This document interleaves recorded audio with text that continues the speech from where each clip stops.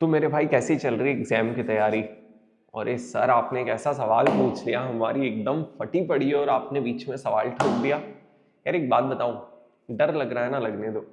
क्योंकि जो रैंक 1 लाएगा उसको भी डर लग रहा है, बचे हुए रैंकर्स को भी डर लग रहा है, मुझे भी लगा था, आपके जो भी फैकल्टीज जिनसे आप पढ़ रहे हो उन सबको भी लगा था, राइट। तो डर लगना इज वेरी नॉर्मल, उसको एकदम हाइप मत करो, उस डर में ही पढ़ते रहो, उस डर में जीने की आदत डाल लो, उस डर के साथ खुश रहना सीख जाओ और पढ़ाई करते रहो मस्त। डर तो लगेगा, वो पूरा पढ़ लोगे तो भी लगेगा, वो एग्जाम उसी को तो कहते हैं। और ऊपर से जब सीए फाइनल का एग्जाम हो तो डर लगना बनता भी है ना। ये दिन भी तो फिर वापस नहीं आएंगे, एक बार सीए बन जाओगे तो, और किस्मत और ब्लेसिंग्स रहे तो इसी बार आप सीए बन जाओ, तो शायद ये दिन ही कभी एग्जाम देने का वापस ना आए लाइफ में। तो एंजॉय कर लो यार, इस टाइम को भी एंजॉय कर लो। यस। सो भाई साहब, इस वीडियो में हम लोग डिस्कस करेंगे सारे नए क्वेश्चंस जो इंस्टीट्यूट ने ऐड किए हैं अपनी आरटीपी एमटीपी एग्जाम पेपर में। तो ये वीडियो सारे क्लास स्टूडेंट्स के लिए तो कंपलसरी है ही, और अदरवाइज भी हर एक स्टूडेंट देख सकता है। मैं थोड़ा सा पहले बैकग्राउंड दे देता हूँ what this video is about. Do you people know, for every attempt हम अपना न्यू क्वेश्चन बाय आईसीएआई वाला फाइल लेकर आते हैं, है ना। जस्ट एक सेकेंड दो मुझे, इट सीम्स कि वो आया नहीं है, एक सेकेंड। जी बॉस, मिल गया। तो आपको पता होगा कि यार हर हम लोग हर अटेम्प्ट में न्यू क्वेश्चन बाय आईसीएआई वाला फाइल लेकर आते हैं। इस फाइल में कंपाइलेशन होता है पिछले 4 से 5 अटेम्प्ट में पूछे गए सारे नए क्वेश्चंस, प्रैक्टिकल और MCQs in the institutes RTP MTP exam paper, वो सबका कंपाइलेशन इस फाइल में। तो आपने पिछले 2 साल में, आप बोल सकते हो कभी भी बैच लियो, मुझसे लियो, किसी और से बैच लियो, अपनी बैच के जो क्वेश्चन बैंक विच इज आउटस्कैनर है वो आपके अटेम्प्ट तक के लिए, मतलब जब आपने बैच ली थी तब तक के लिए फुल्ली अपडेटेड थे। अब उसके बाद पिछले 1 से 2 सालों में, 2.5 सालों में इंस्टीट्यूट ने जो भी एग्जाम पेपर आरटीपी एमटीपीज रिलीज की उसके सारे नए क्वेश्चन और एमसीक्यूज इस फाइल में है। तो अज्यूमिंग अगर आपने किसी और से भी लेक्चर्स लिए हैं और उनके बुक्स में पुराने क्वेश्चन सारे अपडेटेड है तो नए क्वेश्चन इस फाइल में है, you are already all set for your exam along with the existing notes that you have in this particular file. Perfect, मतलब इसके बियॉन्ड आपको कुछ भी रेफर करने की जरूरत नहीं है। सर ये फाइल जैन 26 की एमटीपी तक अपडेटेड है, मतलब इसमें जैन 26 के आरटीपीज भी आ चुकी है, सितंबर 25 का एग्जाम पेपर भी आ चुका है और पीछे सब कुछ आ चुका है, राइट। सर ये फाइल कहां से डाउनलोड कर सकते हैं? टेलीग्राम चैनल से डाउनलोड कर सकते हैं, डिस्क्रिप्शन में इसका लिंक मैं दे देता हूं, पहली चीज। दूसरा, सर आप इस वीडियो में क्या सॉल्व कराओगे, मेरी बात ध्यान से देखना, एक बार सुन लो हाँ, ताकि बाद में डाउट नहीं आए कि सर ये क्या चल रहा है। सुनो सर, इसमें जैन, वेट वेट वेट वेट, एक सेकेंड दे दो। इसमें सर जैन 26 की एमटीपी, जैन 26 की आरटीपी और सितंबर 25 का एग्जाम पेपर, इन 3 जगह से पूछे जाने वाले नए क्वेश्चन सारे हम लोग सॉल्व करेंगे, करेक्ट। सर व्हाट अबाउट इसके पुराने वाले क्वेश्चंस का वीडियो सॉल्यूशन? तो ये जहां वीडियो आपको मिल रहा है ये एक प्लेलिस्ट है, राइट। इस प्लेलिस्ट का लिंक भी डिस्क्रिप्शन में मैं दे देता हूं। इसके अगर आप जस्ट पीछे वाला वीडियो उस प्लेलिस्ट में रेफर करेंगे तो सिमिलर वीडियो हमने सितंबर 25 अटेम्प्ट के लिए भी रिलीज किया था, तो उसमें सितंबर 25 आरटीपी, सिमिलरली सितंबर 25 एमटीपी, और अगर मई 25 के एग्जाम पेपर में कुछ नए क्वेश्चंस होंगे तो उसका वीडियो सॉल्यूशन डिस्कस किया है। तो एक सिंगल फाइल आपको ये वाली आप डाउनलोड कर लो, बट उस फाइल्स के अगर वीडियो सॉल्यूशन देख रहे हो तो हर अटेम्प्ट में हम लोग एक वीडियो रिलीज करते हैं। इस अटेम्प्ट में इस वीडियो में क्या कवर होगा आपको वो क्लियर है, प्रीवियस वीडियो देख लोगे तो उसके सॉल्यूशंस भी मिल जाएंगे। तो कुछ may be half an hour 45 minutes के वीडियो है, वो देख के आप अपना complete conceptual clarity, complete coverage from exam point of view ले सकते हो। इतना सिंपल सा भाई साहब ये प्लान है। यस बॉस, चलो भाई डन। तो फाइल एक ही बार डाउनलोड करनी है, वीडियो मल्टीपल रेफर करना पड़ सकते हैं, बट छोटे छोटे वीडियोस प्लेलिस्ट का लिंक भी इसके डिस्क्रिप्शन में मिल जाएगा। सिमिलर थंबनेल है, बस अटेम्प्ट्स आपके चेंज होते चले जाएंगे। डन, तो आ जाओ भाई। अच्छा एक और चीज बता देता हूं, बहुत इंपॉर्टेंट बात बोल रहा हूं कि थियोरी का मैराथन सितंबर 25 अटेम्प्ट के लिए अपलोड किया था 2-2.5 घंटे में। 4 इंपॉर्टेंट थियोरी चैप्टर्स जो अराउंड 20 मार्क्स के पूछे जाते हैं वो भाई साहब आपके फुल्ली उस मैराथन में कवर्ड है, और बहुत अच्छी क्लैरिटी से, बहुत अच्छे कवरेज के साथ कवर्ड है। मस्ट वॉच वीडियो है, राइट। सेकंड, आउटस्कैनर जो अपना क्वेश्चन बैंक है, इस आउटस्कैनर में इसमें सुपर 125 क्वेश्चंस हमने चूज किए, राइट, जो आपके एलडीआर्स हैं। वो 125 क्वेश्चंस अगर आपको एक वीडियो सोल्यूशन में मिल जाए तो आपको मजा नहीं आ जाएगा। सुपर 125 क्वेश्चन के वीडियोस भी हमने अपलोड किए, राइट, 2 वीडियोस हैं, राइट, 2 पार्ट्स में पूरा डिस्कशन है। हमने सिर्फ कॉन्सेप्ट ही हमने सिर्फ क्वेश्चन ही डिस्कस नहीं किए, उस क्वेश्चन पे 1 मिनट एक्स्ट्रा स्पेंड करके उससे रिलेटेड कॉन्सेप्ट्स भी हमने डिस्कस कर लिए, उसका बैकग्राउंड डिस्कस कर लिया, ताकि आपको ऐसा ना लगे क्वेश्चन की और चीजें गायब, आपके माइंड में कंफर्ट भी रहे कि हाँ यार इस कॉन्सेप्ट का यहाँ एप्लीकेशन किया गया। तो मस्ट वॉच वीडियो है, आपका इतना कॉम्प्रहेंसिव, कंप्लीट और कॉन्फिडेंस दिलाने वाला रिवीजन होगा सुपर 125 क्वेश्चंस वाली वीडियोस में। यस, तो आ जाओ भाई, स्टार्टिंग आवर डिस्कशन विद सितंबर 25 एग्जाम पेपर में पूछे गए नए क्वेश्चंस का। Sir starting with question number 1, क्या बोल रहा है, एक सेकेंड। बैटरी इसकी गई हुई है, राइट, चेहरे पे स्माइल बरकरार रखें, टेंशन वाली कोई बात नहीं। आप ये वीडियो एक दिन एग्जाम के पहले भी देख रहे हो तो भाई स्माइल करके देख लो, सांस तो ले लो यार, ठीक है। आ जाओ, PN Limited submit the following detail for the financial year 31st March 25। क्या फाइनेंशियल डिटेल्स है, इक्विटी शेयर्स कंपनी के 1,50,000 है, करंट मार्केट प्राइस 12 है, 10% डेट 2 लाख है, cash and cash equivalent 5 lakh है, ग्रॉस प्रॉफिट कंपनी का 12 लाख है, इनडायरेक्ट एक्सपेंस दिया है, डिप्रिसिएशन दिया है, RF, RM, बीटा और एप्लीकेबल टैक्स रेट दिया है। Yes, just a second. Hello ma'am, मेरा एक रिकॉर्डिंग चल रहा है, I will call you back. जी जी। तो भाई साहब, हमें अबव इन्फॉर्मेशन के बेसिस पे क्या क्या करना है, सबसे पहले cost of equity of the company find करना है। आपको ऐसा नहीं लग रहा है ये सी इंटर वाला क्वेश्चन हो गया? सर अगर RM है, RF है, बीटा है तो कॉस्ट ऑफ इक्विटी मतलब मजाक है क्या? Sir 16 - 7 multiplied by 0.8 + 7 give me 14.2 as my CAPM cost of equity, ठीक है। अर्निंग्स पर शेयर बताना है। सर अर्निंग्स पर शेयर के लिए तो पैट मतलब EAES, earning available to equity share holder divided by number of share लेते हैं। हाँ जी, तो सर पैट तो दिख ही नहीं रहा है, पर पैट फाइंड आउट करने की व्यवस्था दिख रही है क्या, अरेंजमेंट्स है क्या? हाँ सर, ग्रॉस प्रॉफिट दिया है, उससे नीचे नीचे एक्सपेंस डिडक्ट करते चले जाते हैं। फॉर एग्जांपल ग्रॉस प्रॉफिट है मेरा 12 लाख का, उसमें से 5 लाख का अगर इनडायरेक्ट एक्सपेंस डिडक्ट कर दें जिसमें डिप्रिसिएशन नहीं आया, इंटरेस्ट भी नहीं आया, तो एबिटा आ जाएगा। 12 - 5 गिव यू 7 लाख का एबिटा। एबिटा में से सबसे पहले डिप्रिसिएशन डिडक्ट किया जाएगा 30,000 का, तो सर मेरा एबिट आ गया 6,70,000। 7 लाख - 30 670। मेरे पास डेट है 10% ऑफ 2 लाख रुपी, तो 20,000 का उस पर इंटरेस्ट डिडक्ट कर लो तो 650 का PBT है। अब अगर 650 पे अगर 20% हमने टैक्स रेट दिया तो 130 का टैक्स आ जाएगा और 5,20,000 पैट बचेगा। प्रेफरेंस डिविडेंड तो है नहीं, तो वो पूरा पैट इक्विटी वालों का हो गया, divided by 1,50,000 share give me 5,20,000 divide by 1,50,000 share, sorry हाँ, 5,20,000 divide by 5,20,000 divide by 1,50,000 share is 3.46666। 3.47 is the amount of EPS जो एग्जामिनर ने हमसे पूछा। मतलब एग्जाम का क्वेश्चन और किस्मत कितनी अच्छी, कितना आसान, के मजा ही आ गया। Sir value of equity if applicable EBITDA multiple is 4। EBITDA multiple का मतलब होता है EV एबिटा रेशियो। अगर कंपनी का EV एबिटा रेशियो 4 टाइम्स है तो कंपनी की इक्विटी वैल्यू कितनी? सर EV एबिटा मल्टीपल, अगर आपके दिमाग में रिलेटिव वैल्यूएशन क्लिक होता है तो do you agree sir EV EBITDA multiple जब हम लोग हमारी कंपनी के एबिटा में मल्टीप्लाई करेंगे तो एंटरप्राइज वैल्यू आ जाएगा। हाँ जी, ratio into my parameter will give me my enterprise value, उसमें से अगर डेट और कैश की वैल्यू एडजस्ट कर दे तो equity value of the company आ जाएगी क्या? बिल्कुल हाँ। तो सर कंपनी का एबिटा 7 लाख है, इनटू मल्टीपल 4 टाइम्स है, सो 7 × 4 गिव मी 28 लाख का।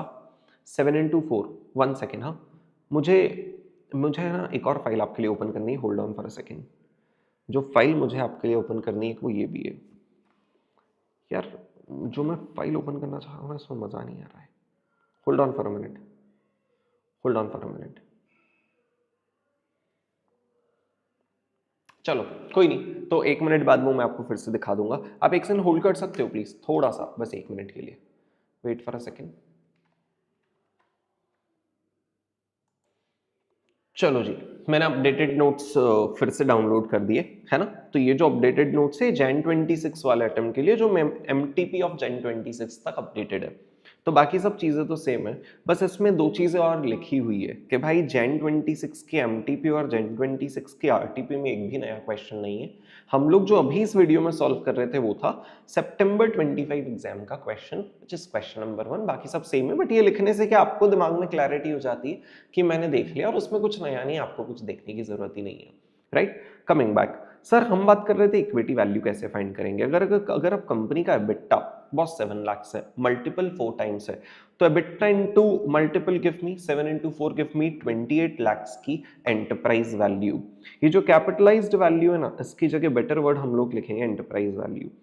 तो अब आपको पता है कि यार इंस्टीट्यूट का presentation up to the mark नहीं रहता है, हालांकि वो एक्सपेक्ट करते हैं कि आप एग्जाम में up to the mark presentation करो, बट फिर भी कभी कभी वो नहीं करते हैं, तो कोई टेंशन नहीं, हम लोगों के कॉन्सेप्ट्स क्लियर है, हम लोग उसको क्लियरली एंटरप्राइज वैल्यू बोलेंगे। Done sir. अब अगर मेरे पास एंटरप्राइज वैल्यू आ चुकी है और मुझे इक्विटी वैल्यू चाहिए, तो लॉजिक आपको पता है क्या होता है सर। लॉजिक सिंपल होता है, market value of equity plus market value of debt. Sir preference नहीं है, उसको इग्नोर कर रहा हूं। Market value of cash and cash equivalents, right, is equal to enterprise value. Equity plus debt में cash and cash equivalent minus कर दो तो एंटरप्राइज वैल्यू आ जाती है। अगर मेरे पास एंटरप्राइज वैल्यू है तो एक काम करते हैं ना, cash and cash equivalent add कर देते हैं, डेट माइनस कर देते हैं, तो बचा हुआ जो भी वैल्यू होगा वो वैल्यू ऑफ इक्विटी होगा। इतना सिंपल सा थॉट है। हाँ जी सर, 28 लाख का enterprise value, debt of outstanding debt of 2 lakh rupee हमने माइनस किया। Sir cash and cash equivalent examiner ने, इंस्टीट्यूट ने ऐड नहीं किया, ये उसकी एम्बिग्विटी है।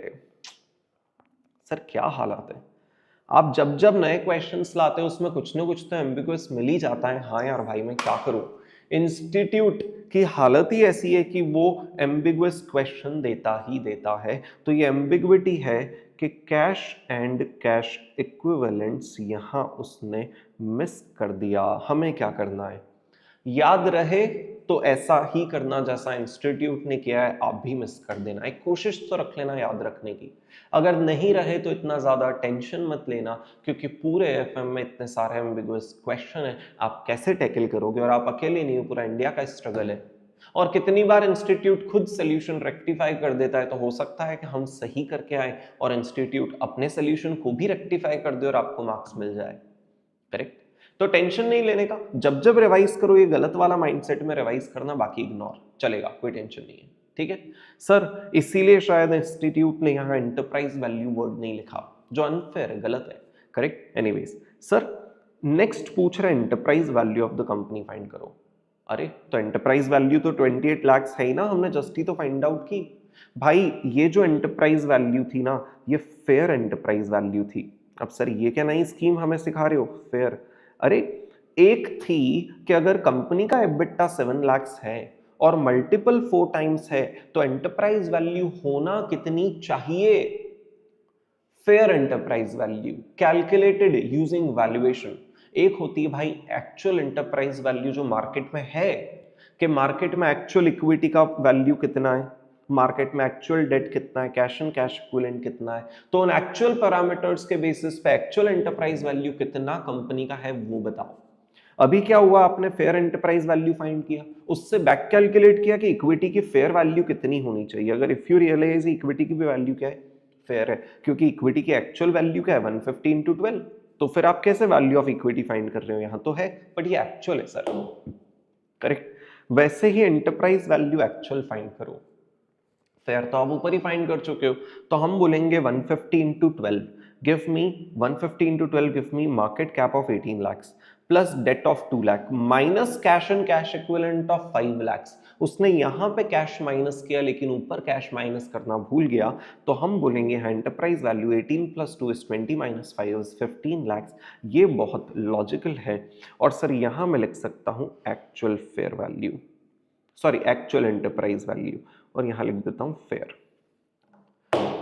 Done. So this was an easy, बस छोटी सी एम्बिग्युइटी वाला क्वेश्चन, क्वेश्चन नंबर 1। अब मैं आपको नेक्स्ट क्वेश्चन जो क्लास में करवाने वाला हूं, that is question number 2, right. So बहुत शानदार क्वेश्चन, क्वेश्चन नंबर 2। अगर आप इसका सजेस्टेड देखोगे तो थोड़ा सा आपके दिमाग में कंफ्यूजन आएगा, लेकिन वो कंफ्यूजन की कंसेप्चुअल क्लैरिटी मैं आज आपको दे देने वाला हूं इन दिस वीडियो में। तो चलो आओ देखते चलो मेरे साथ। Sir following details is given for TCPC limited stock Nifty index for a period of 1 year. तीन चीजें हैं, टीसीपीसी और मार्केट मतलब निफ्टी, इन तीनों चीजों का रिटर्न दिया है, इन तीनों का वेरिएंस दिया है और इन तीनों का बीटा दिया। सर एक बात बताओ, समझ नहीं आया, हालांकि इंस्टीट्यूट की गलती भी है but let's check. Sir average return किसी का 0.12, मतलब do you agree return decimal terms में है, ये परसेंटेज टर्म्स में होना चाहिए, तो ये 12, ये 18 और ये 6 होना चाहिए। अब जो चीज का रिटर्न 12 है वो 5.8 से डेविएट कर सकती है क्या? बिल्कुल लॉजिकल है। मतलब कहने का सर ये जो रिटर्न है ये डेसिमल टर्म्स में दिया है लेकिन वेरिएंस ऑलरेडी परसेंटेज टर्म्स में है। सर आपको कैसे पता? चलो एक काम करते हैं, जो मान लो दोनों डेसिमल है, तो अगर 0.12 का रिटर्न है मतलब it turns out to be 12%, तो सिमिलरली 5.8 का वेरिएंस कितना होगा? 5.8 मल्टीप्लाइड बाय 100 का स्क्वायर मतलब 10,000। ये तो आपको पता है ना, वेरिएंस को वेरिएंस को स्क्वायर लेवल पे कन्वर्ट करते हैं, करेक्ट। तो अब ये हो जाएगा 58,000। अब आप खुद बताओ, मतलब 58,000 का अंडर रूट करेंगे तो स्टैंडर्ड डिविएशन आ जाएगा 240। अब आप खुद बताओ, जिस चीज का रिटर्न 12% है क्या वो ऑन एन एवरेज 240 से डेविएट कर सकता है? नहीं। बट जिसका रिटर्न 12 है क्या वो 5.8% से डेविएट कर सकता है? बिल्कुल यस। तो वो डेटा को देख के हमने इंटरप्रेट किया कि this is already in percentage where this one is already in decimals. आप कनेक्ट कर पा रहे हो? थोड़ा सा स्ट्रगल इंस्टीट्यूट जो चीजें क्लियर नहीं करता है उस वजह से है, लेकिन ये एम्बिग्विटी नहीं है। और मैंने अपने हर रिवीजन लेक्चर में, हर पावर बैच में, हर आउटनोट्स के उस सेशन में मैंने बोला है कि भाई पोर्टफोलियो मैनेजमेंट में पर्टिकुलरली यूनिट्स का ध्यान आपको रखना ही रखना है। Do you agree to it? In fact आपको एक बात बताऊं, अभी वो जो सुपर 150 क्वेश्चन किए ना, इसमें मैंने नवंबर 23 एग्जाम या मई 23 एग्जाम का एक बहुत शानदार क्वेश्चन किया था रिवर्स कैलकुलेशन का, राइट। इनफैक्ट शायद वो उस वीडियो में सुपर 125 क्वेश्चंस की जो पार्ट 1 है जिसमें पोर्टफोलियो मैनेजमेंट डिस्कस किया है, राइट, उसमें आपको वो क्वेश्चन मिलेगा जहां बीटा और risk free rate reverse calculate करना होती है और पार्ट 3 में सिक्योरिटी मार्केट लाइन बनानी होती है, जहां साइमल दो इक्वेशंस बनती है, एक्स और वाई वाली दो इक्वेशंस बनती है और फिर एक्स और वाई माइनस करते हैं सब्स्टिट्यूशन मेथड से, करेक्ट। तो वहां भी मैंने आपको बताया था कि डेसिमल्स कितना इंपॉर्टेंट है, बीटा 0.8 0.7 है और पोर्टफोलियो में 50-50% का लोकेशन है। हमें सिस्टमैटिक अनसिस्टमैटिक बताना है कंपनीज के रिस्क। सर कंपनी का अगर टोटल वेरिएंस 5.8 और 4.8 है तो वेरिएंस लेवल में से इसमें से अगर सिस्टमैटिक माइनस कर दे तो अनसिस्टमैटिक आ जाएगा। इंडिविजुअल कंपनी का अनसिस्टमैटिक फाइंड करने का सिर्फ और सिर्फ एक तरीका होता है, total minus systematic is unsystematic. Systematic का रिदम याद है, फ्लो याद है, फॉर्मूला नहीं बोल रहा हूं। रिदम ये था कि मार्केट कितना रिस्की इतना, और मार्केट की अगर सिस्टमैटिक रिस्क इतनी तो मेरी सिस्टमैटिक रिस्क मार्केट के कंपैरिजन में कितने टाइम? सर इतनी। अगर मेरी पोर्ट सिक्योरिटी का नाम ए है तो standard division of the market multiplied by मेरी सिक्योरिटी का beta at squared level gives me the systematic variance of my stock. देखें सर कंपनी का एसडी है 2.1, मेरा बीटा है 0.8, तो 2.1 into 0.8 into equal to is 2.82%। 2.82%। कहां गया भाई? हेलो एक सेकेंड, हाँ माय बैड।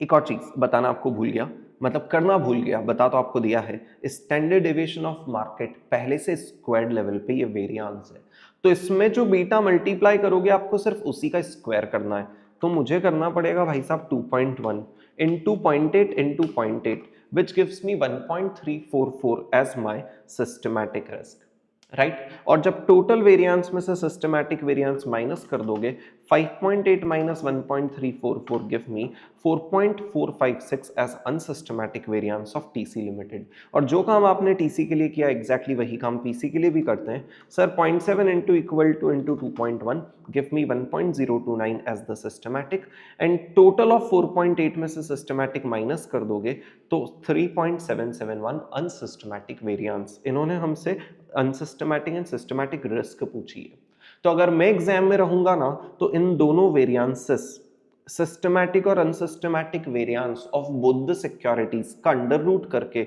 उनके एसडीज भी फाइंड करके आऊंगा, क्योंकि मुझे नहीं पता रिस्क में what are they exactly looking for, I will also do SD, correct. और यही चीज हमने क्लास में भी पढ़ी, कोई नई बात नहीं है। Sir next, sir calculate portfolio risk.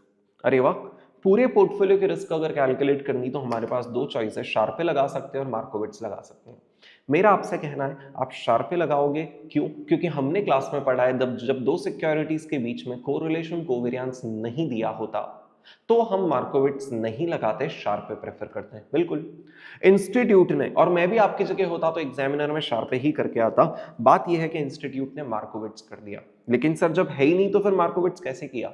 अरे इंस्टीट्यूट ने शार्पे वाला एक फॉर्मूला याद है, दो सिक्योरिटीज के बीच का कोरिलेशन, फर्स्ट सिक्योरिटी का मार्केट से कोरिलेशन और सेकंड सिक्योरिटी का मार्केट से कोरिलेशन, वो फॉर्मूला लगा दिया यहां। ओ, और फिर मार्कोविट्स लगा दिया। हाँ, लेकिन टेंशन लेने की बात इसलिए नहीं है क्योंकि इंस्टीट्यूट ने हालांकि वैसे सॉल्व किया, लेकिन आप अगर शार्पे से भी सॉल्व करोगे ना, जो इस सिचुएशन में ज्यादा लॉजिकल लगता है, तो आपका आंसर सेम आएगा। और मेरा ऐसा बहुत स्ट्रॉन्ग, सुपर स्ट्रॉन्ग बिलीफ है कि आपको उस चीज के मार्क्स भी मिलेंगे। स्टेप वाइज आपका आंसर मैच होगा ना, सिस्टमैटिक सिस्टमैटिक आपका आएगा, अनसिस्टमैटिक भी आएगा, और टोटल फाइनली आपका मैच होगा इंस्टीट्यूट के आंसर से। सर क्यों ऐसा बोल रहा हूं? क्योंकि वैसे भी एक बात बताऊं, ऐसे अपने आउट स्कैनर में पहले से 3 से 4 और अलग अलग क्वेश्चंस है, आप कैसे याद रखोगे कि वो 3 को सिस्टमैटिक प्लस अनसिस्टमैटिक करना है और इसको Markowitz a plus B whole square करना है? नहीं याद रख सकते, राइट? तो जो एक स्टैंडर्ड अप्रोच है, जो नेचुरल अप्रोच है, which we are able to remember, that is something जो आप फॉलो कर सकते हो मेरे ओपिनियन में। और अगर आपको खुद पे कॉन्फिडेंस है कि नहीं सर मैं तो देखते से समझ जाऊंगा, ये तो सितंबर 25 एग्जाम का क्वेश्चन है और मैं तो मार्कोविट्स से कर लूंगा, तो वो अप्रोच भी चलेगी। करेक्ट, मार्कोविट्स वाली अप्रोच एक बार इनके से दिखा देता हूं, इन्होंने कहा कि ये सर वो जो होता है ना अपना formula, correlation between security A and security B is equal to correlation between security and market and A and market and correlation between B and market, right? तो अब कोरिलेशन के बारे में अगर हम देखें तो प्लीज थोड़ा सा यहाँ पे आप लोग ऑब्जर्व करना। क्या मैं बोल सकता हूँ बीटा?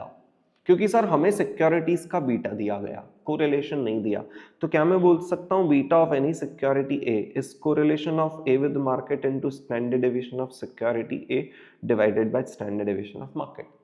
तो अगर ये वाले नंबर की जगह मैं ये रखना चाहूं तो can I say beta of security A, right, multiplied by beta of security A multiplied by standard deviation of market divided by standard deviation of security A. क्या मैं बोल सकता हूं ये कोरिलेशन हो गया between the two securities? Sir similarly sir beta of security B into standard deviation of market divided by standard deviation of security A, security B. क्या इसको इस तरीके से लिख सकता हूं? हाँ जी सर लिख सकते हो। अब आप एक बात बताओ, correlation between the two securities हम उन सिक्योरिटीज के बीटास की मदद से फाइंड कर रहे हैं। Similarly covariance between the two securities की जब आप बात आती है तो कोवेरियंस क्या होता है? Sir correlation between security A B multiplied by standard deviation of A multiplied by standard deviation of B. Otherwise सोच लो कोरिलेशन का फॉर्मूला क्या होता है? Covariance divide by SD into SD ना। वैसे ही कोवेरियंस का फॉर्मूला क्या हो जाएगा? Correlation into SD into SD. तो अगर correlation between the two security है, राइट, और which is this particular number, और अगर उसको मुझे कोवेरियंस बनाना है बिटवीन सिक्योरिटी ए बी, तो मैं क्या बोलता हूं सर इसमें एसडी ऑफ सिक्योरिटी ए और SD of security B multiply कर दो। जब मल्टीप्लाई करते हैं SD of security and SD of security B, sir SD से एसडी ऑफ ए और बी कैंसिल हो जाते हैं, इफेक्टिवली बचता है beta of security A beta of security B into standard deviation of market का square which is variance of market. तो दो सिक्योरिटीज के बीच का कोवेरियंस, एक सेकेंड, शार्पे के लॉजिक से मतलब सिक्योरिटी ए का correlation with the market, B का कोरिलेशन विद द मार्केट की फर्दर मॉडिफाइड इक्वेशन से आ सकता है which is beta of first security into beta of second security into standard deviation of market का स्क्वायर मतलब variance of market. ये direct formula भी एग्जामिनर यूज करता है, हमें उसकी कभी नीड ही नहीं लगी, हमने किया नहीं। तो ऐसे करके अगर एक बार आपका कोवेरियंस आ जाए तो A square plus B square plus 2ab वाली टर्मिनोलॉजी यूज करना, जहां 2ab में डायरेक्टली कोवेरियंस यूज कर लेना। याद है वो 2ab वाली टर्मिनोलॉजी जहां हम बोलते हैं weight of A into weight of B into covariance A B, जहां कोवेरियंस ए बी ने रिप्लेस कर दिया SD of A SD of B and correlation को। यस, ये यूज करना। हम लोग अभी क्लास में आपके कंफर्ट के लिए एक और सिस्टमैटिक अनसिस्टमैटिक वाला डिस्कशन कर रहे हैं ताकि आपको कनेक्ट हो जाएगा, हाँ यार भाई आंसर तो फाइनली मेरा मैच करता ही है। डन। इनके अकॉर्डिंग जो टोटल रिस्क आ रही है for the portfolio, it is turning out to be 3.238 as the variance of the portfolio. Standard deviation is 1.8. Correct. अपन करते हैं सिस्टमैटिक अनसिस्टमैटिक। सर पोर्टफोलियो की सिस्टमैटिक रिस्क क्या होगी? हम बोलेंगे मार्केट कितना रिस्की, और मार्केट के कंपैरिजन में हमारा पूरा पोर्टफोलियो कितना risky at squared level. Market की रिस्क ऑलरेडी 2.1 है। हाँ जी sir, beta of the portfolio, individual security का बीटा और अगर उनके वेट्स हैं, so 0.8 plus 0.7 divide by 2 give me 0.75 beta. तो 0.75 का square into 2.1 give me 1. Systematic risk variance level पे कितनी आ गई? 1.18125। 1.18125 सिस्टमैटिक रिस्क। सर पोर्टफोलियो की अनसिस्टमैटिक रिस्क क्या इंडिविजुअल सिक्योरिटीज की अनसिस्टमैटिक से आ सकती है? हाँ जी सर बिल्कुल। तो फॉर्मूला होता है sir unsystematic risk of security A square into weight square plus unsystematic risk of security B square into weight square. अगर रिस्क ऑलरेडी वेरिएंस लेवल पे है तो सिर्फ वेट्स के स्क्वायर मल्टीप्लाई करने हैं उनमें, राइट।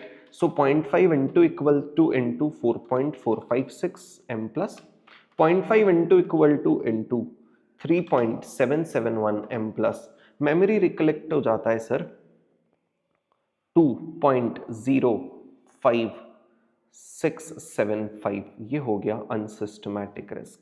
तो सिस्टमैटिक रिस्क और अनसिस्टमैटिक रिस्क को जब वेरिएंस लेवल पर ऐड करते हैं तो हमारा टोटल रिस्क आ जाता है। सर एक बार जस्ट नंबर्स वैलिडेट करते हैं। 0.5 into equal to into 4.456 m plus and 0.5 into equal to into 3.771 m plus 2.056 and 1.18125।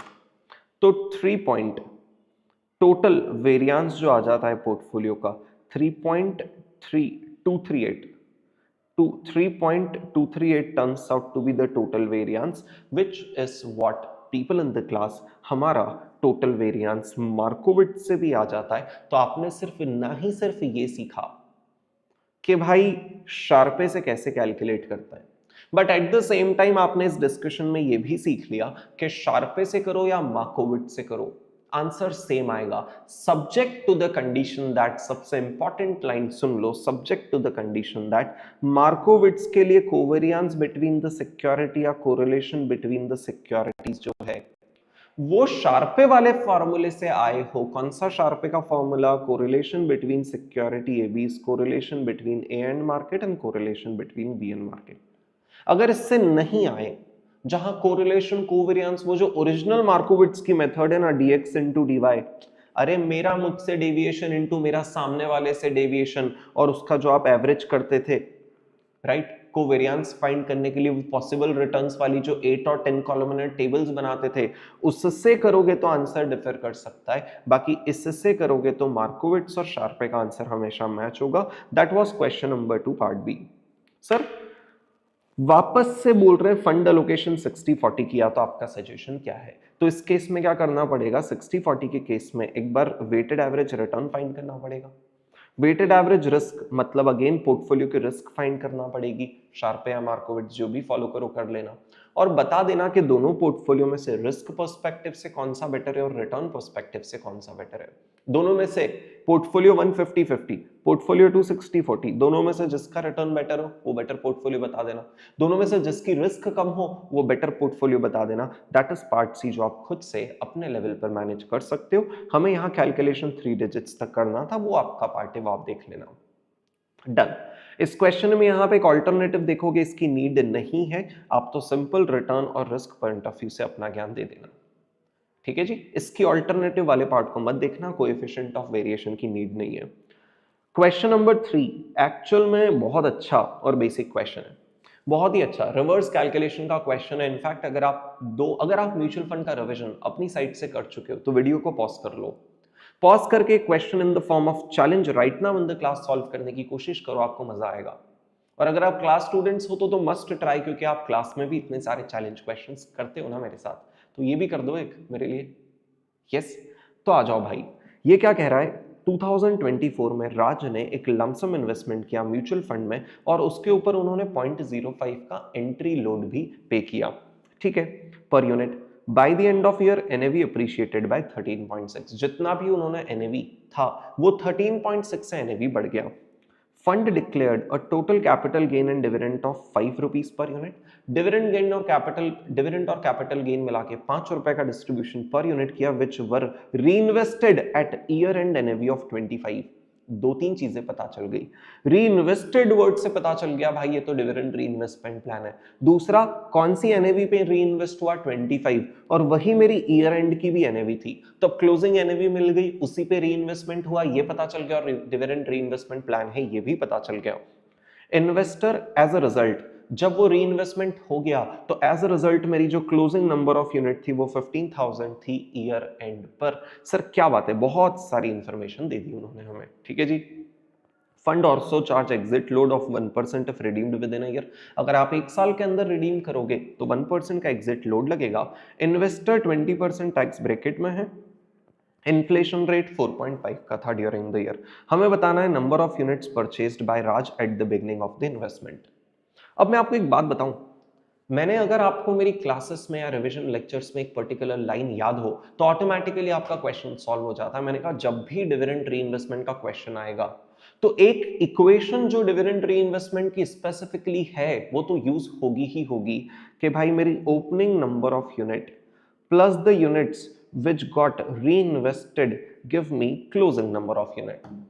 Sir कितनी यूनिट्स रीइन्वेस्ट हुई? हम बोलेंगे मेरी ओपनिंग थी N0, उस पे जो भी मुझे पर्टिकुलर अमाउंट ऑफ डिविडेंड मिला, सर कितना मिला? 5 रुपए का मिल गया, ठीक है sir, total amount of dividend आ गया। ये अमाउंट ऑफ डिविडेंड जिस भी दिन रीइन्वेस्ट हुआ उस दिन की एनएवी पर हुआ होगा, तो अमाउंट ऑफ डिविडेंड को उस दिन की अगर एनएवी से डिवाइड कर दे मेरे भाई तो पता चल जाएगा ना कि इतना अमाउंट इतनी एनएवी पे अगर रीइन्वेस्ट होगा तो कितनी यूनिट्स और अलॉट की जाएगी। तो ओपनिंग यूनिट N0 है, उसी N0 पे 5 रुपए का डिविडेंड मिला और 25 की एनएवी पे रीइन्वेस्ट हुआ, तो क्लोजिंग नंबर ऑफ यूनिट्स मेरी 15,000 आ गई। इसमें N0 फाइंड करना कहां का बड़ा टास्क है मेरे भाई, राइट सर। पर हमें ये नहीं पता चलता था कि पता चलता है कि रिवर्स कैलकुलेशन में फॉर्मूला कौन सा अप्लाई। अगर आप म्यूचुअल फंड के बहुत सारे प्रैक्टिकल क्वेश्चंस आउट स्कैनर में देखोगे तो यू विल ऑब्जर्व कि डिविडेंड रीइन्वेस्टमेंट प्लान में रिवर्स कैलकुलेशन के क्वेश्चन ज्यादा है। जब एग्जामिनर रिटर्न दे दे कहीं ना कहीं इन द सोल्यूशन, तो रिटर्न वाला फॉर्मूला यूज करा करो कि भाई return is equal to NAV1 into N1 minus NAV0 into N0। वो जो टोटलिटी पे डिविडेंड रीइन्वेस्टमेंट का रिटर्न का फॉर्मूला है, टोटलिटी बेसिस का P1 माइनस P0 वाला फॉर्मूला, करेक्ट, बट टोटलिटी पे। सर ये जब लगेगा जब रिटर्न दिया हो, जब रिटर्न ना दिया हो, ओपनिंग क्लोजिंग नंबर यूनिट्स दी हो, तो ये लगेगा। इन दोनों के अलावा डिविडेंड रीइन्वेस्टमेंट प्लान में फार्मूला ही कौन सा है जो यूज होता है? कोई सा भी practical question of dividend reinvestment उठाकर देख लो in the entire out scanner, you will not find any question of dividend investment solved other than these two formulas। yes, are you all able to connect to me? तो चलो sir इसको solve करते हैं। 5 divide by 25 plus 1 divide equal to into 15,000 is equal to 12,500 as my opening number of units. ये institute वाला ही presentation है, अभी इसको बेटर मॉडिफाई मैंने नहीं किया अभी तक। 12,500 units. Calculate the NAV and total investment by Raj at the beginning of the year. साल के स्टार्ट का एनएवी कितना था पर यूनिट और टोटल इन्वेस्टमेंट कितना था? एनएवी पर यूनिट ओपनिंग, ना तो ओपनिंग टोटल पता है ना तो ओपनिंग पर यूनिट एनएवी पता है।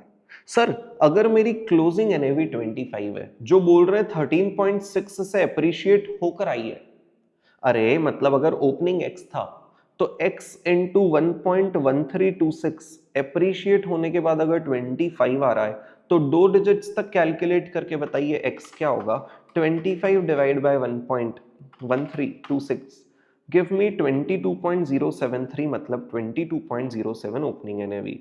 और टोटल इन्वेस्टमेंट, अरे ओपनिंग एनएवी इतना और ओपनिंग नंबर ऑफ यूनिट 12,500, हाँ लेकिन ये इनकम्प्लीट है।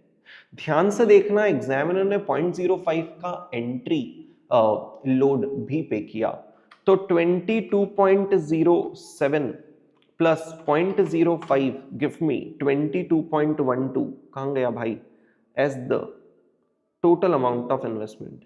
ये बिगनिंग एनएवी इतना क्यों आ रहा है? एक सेकेंड, हाँ 1360, ये 1360 कर लो, थोड़ा सा चेंज है, मैंने नंबर गलत ले लिया। सो 25 डिवाइड बाय 1.1360 गिव मी 22.01 और उसमें 0.05 ऐड करेंगे तो 22.06 हो जाएगा। तो 22.06 multiplied by sir 12,500 units give me 275,750 as the 275,750 as the amount of investment made। Possibility of mistake यहां हो सकती थी कि शायद आप ये कंसिडर करना भूल जाते हैं, करेक्ट। बाकी ऊपर वाला पार्ट तो प्योर रिवर्स कैलकुलेशन था, सेकंड भी इजी, थर्ड भी अच्छा है। Apprise the return percentage and real return percentage by Raj at the end of the year.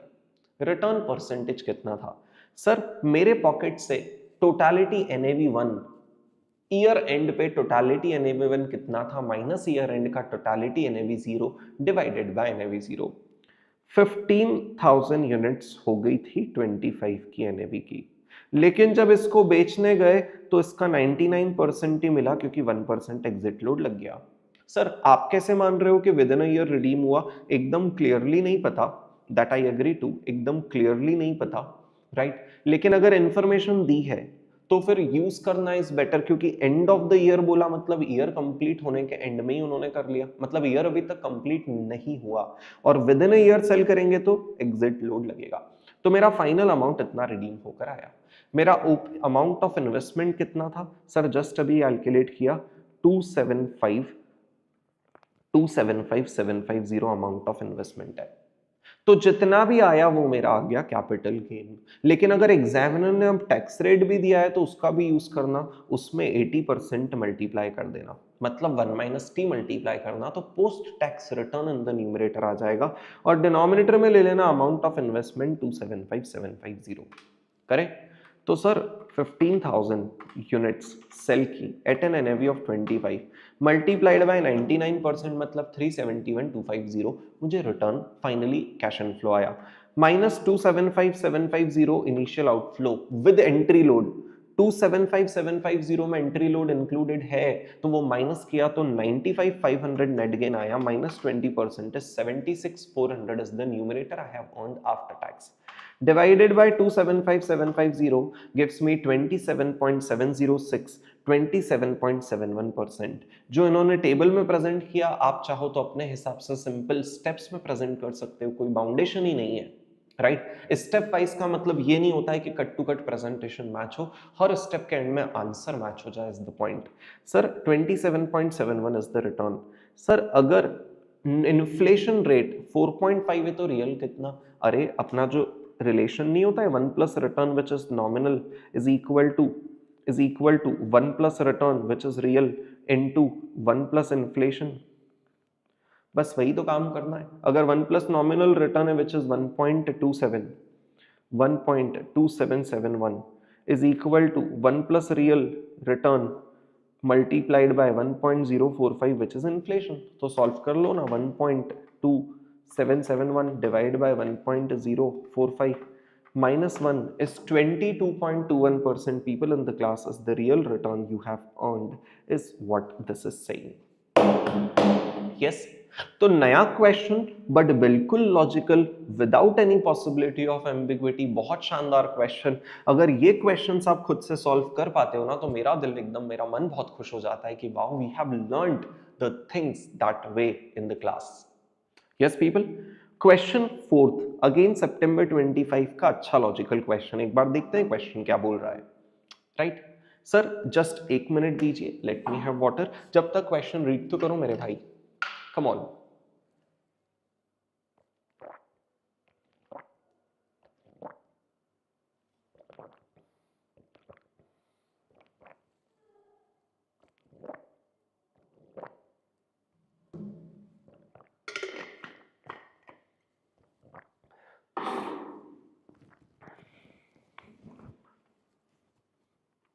आ जाओ। ABC Limited share is currently traded at a price of 192.5 per share। ABC Limited का share price इतने पे trade हो रहा है। Ronnie is planning to purchase the share of the company for this purpose he has taken the service of financial analyst. तो financial analyst ने क्या information दी कि भाई before tax required rate of return debt preference और common equity share का इतना इतना परसेंटेज है। So required KD cost of preference और कॉस्ट ऑफ इक्विटी आ गया, लेकिन अभी सब प्री टैक्स है। The companies target capital structure is 20, 30 and 50। Respective capital structure का वो भी आ गया, एक बार लिंक कर लेना। डेट ये है, सेकंड प्रेफरेंस है और थर्ड कॉमन स्टॉक है। चलो ठीक है। Market value of companies debt 275 है एंड इट्स, एक सेकेंड, प्रेफरेंस, वो टाइपिंग मिस्टेक सिर्फ इस फाइल में हुआ है, एग्जाम में कोई टाइपिंग मिस्टेक नहीं था। Preference share are valued at, it's preference share are valued at 120 million. ये एक्चुअल में पूरा ऐसा है, ठीक है जी। ABC's free cash flow to the firm, अरे वाह, मतलब अब तो ये वैल्यूएशन की साइड जा रहा है। ये क्वेश्चन एफसीएफएफ दिया है, जस्ट एंडेड इज 125 मिलियन, जो ईयर जस्ट खत्म हुआ उसका 125 बिलियन एफसीएफएफ है, which is expected to grow at the rate of 8% forever. मतलब एफसीएफएफ बेस्ड वैल्यूएशन में वो कांस्टेंट ग्रोथ मॉडल होता है ना गॉर्डन्स वाला, वो लगाना पड़ेगा। टैक्स रेट 30% है, डेट 20 मिलियन शेयर्स आउटस्टैंडिंग है। Value on the basis of value per share, should he purchase the share और not. Sir per share value company का फाइंड करना है, अप्रोच कौन सा लगाओगे?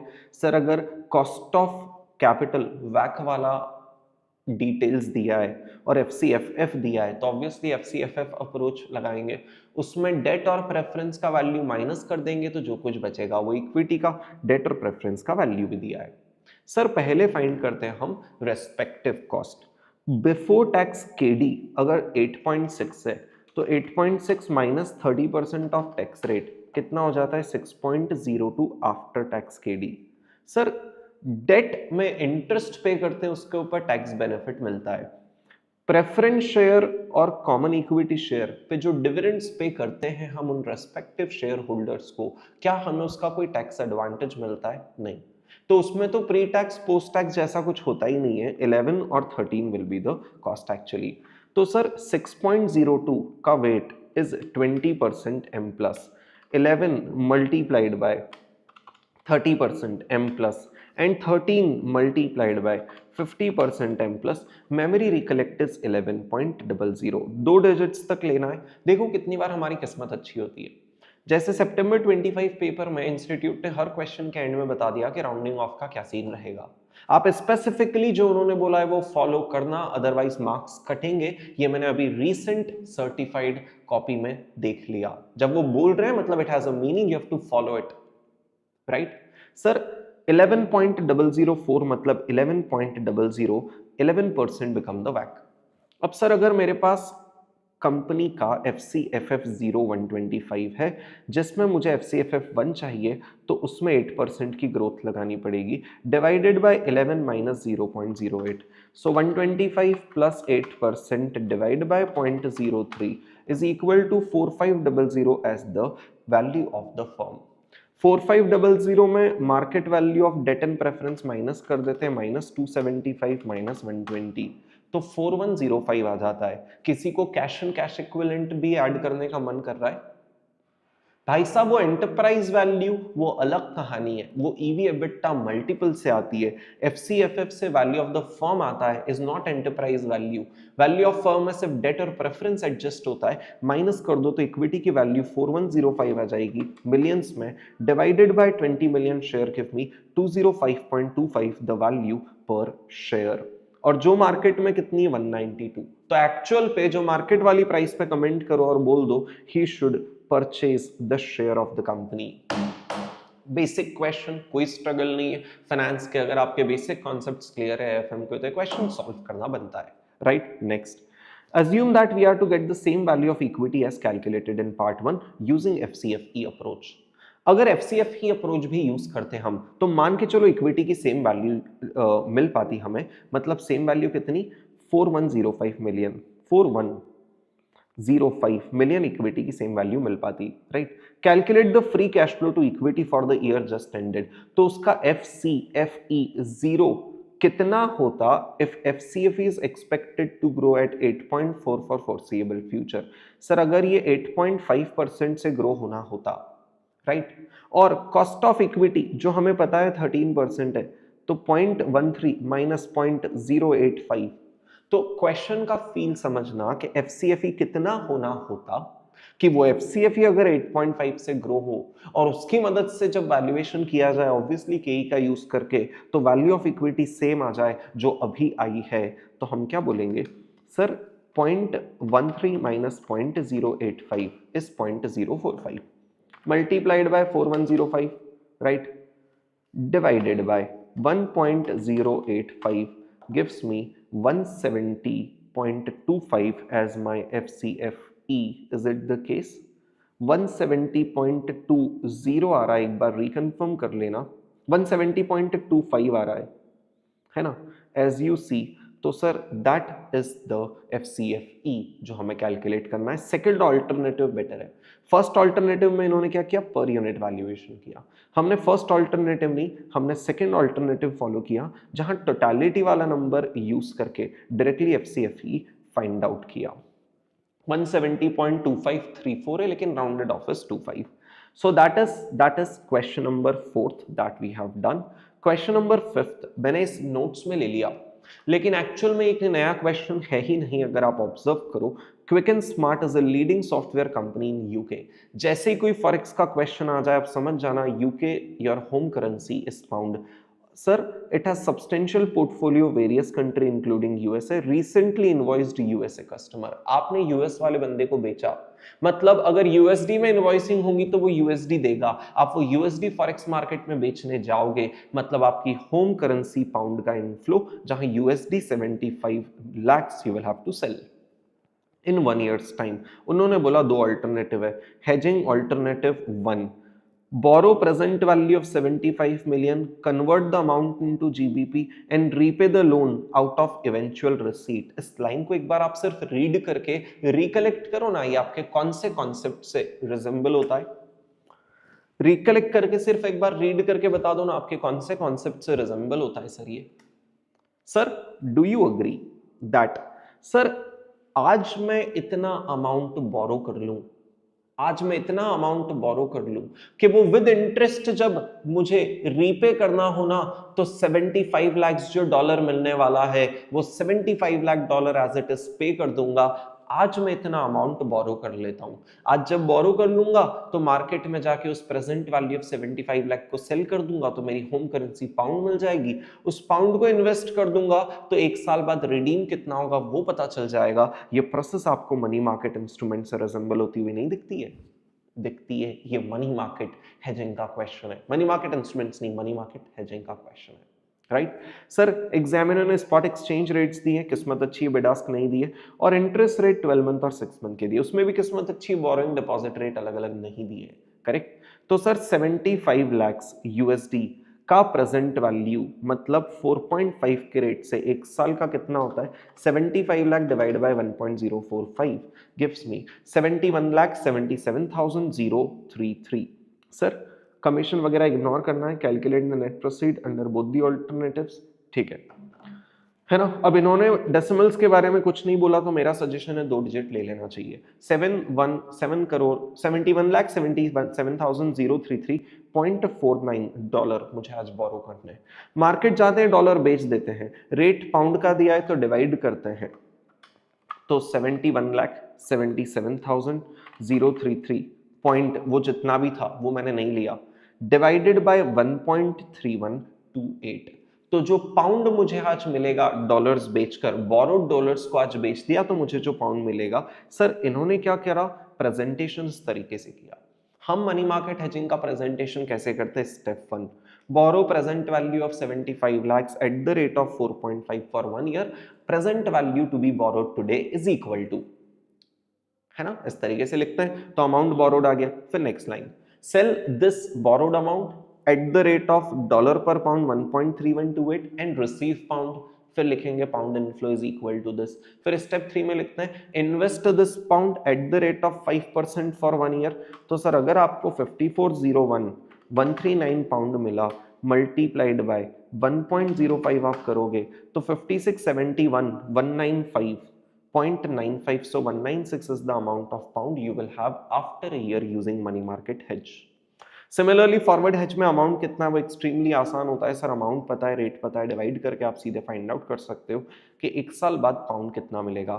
सिंस रिसीवेबल है तो हायर इज बेटर माना जाता है, forward is a better option क्योंकि उसमें हायर मेरा होम करेंसी पाउंड रिसीट्स ज्यादा है, higher home currency pound receipts ज्यादा है। That was question number 5 which was actually not any question। तो ये 4-5 क्वेश्चंस थे नए जो सितंबर 25 एग्जाम में पूछे गए, जो हमें डिस्कस करने थे मेरे बॉस, राइट। अब इसके पहले सितंबर 25 एमटीपी, सितंबर 25 आरटीपी और मई 25 एग्जाम पेपर में पूछे गए नए क्वेश्चंस का कंपाइलेशन बॉस नेक्स्ट वीडियो में है, जो मैं ये जो वीडियो जब एंड होगा तो जो सजेस्टेड वीडियो आएगा ना उसमें मैं डाल देता हूं। That is all you need to look for. तो ऐसे करके आपके सारे नए questions in the past 2 attempts की आरटीपीज एमटीपीज वगैरह सब कुछ कवर हो जाएगा through the videos itself. Yes, so I hope I was able to really make the video, helpful for you। अगर आपको ये वीडियो पसंद आया तो प्लीज इस वीडियो को लाइक कीजिए, चैनल को सब्सक्राइब कर लो क्योंकि ऐसे बहुत सारे बैक टू बैक MCQs, दूसरा रिविजन्स, मैराथन्स, बहुत सारी चीजें आप सबके लिए आने वाली है, right. So see all people, thank you so much, let's meet back again in the next video. और अगर वीडियो लिटरली अच्छा लगा है तो प्लीज भाई साहब कमेंट करके जरूर बताना, it motivates me. See all everyone, bye.